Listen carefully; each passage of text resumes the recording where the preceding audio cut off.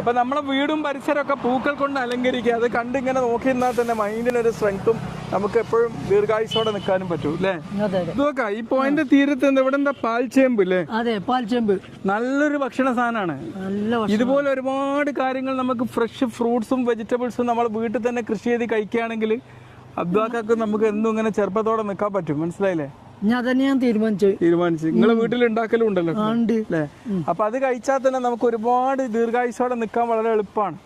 നമ്മൾ ദീർഘായുസോടെ നിൽക്കണം ചിന്തിക്കൂല, അപ്പം തിന്നുന്ന അങ്ങോട്ട് വാരി വലിച്ചങ്ങോട്ട് തിന്നുക ചെയ്യാം. അതെ, മനസ്സിലായില്ലേ? നമ്മളെ രുചിയെ സാറ്റിസ്ഫൈ, നമ്മുടെ ആരോഗ്യത്തിന് ഗുണമാണോ ഇതുകൊണ്ട് നമുക്ക് ആയുസ് കിട്ടണം. മരണത്തിന് മനുഷ്യന്മാർക്ക് പേടിയാണ്. ഭയങ്കര പേടിയാണ്.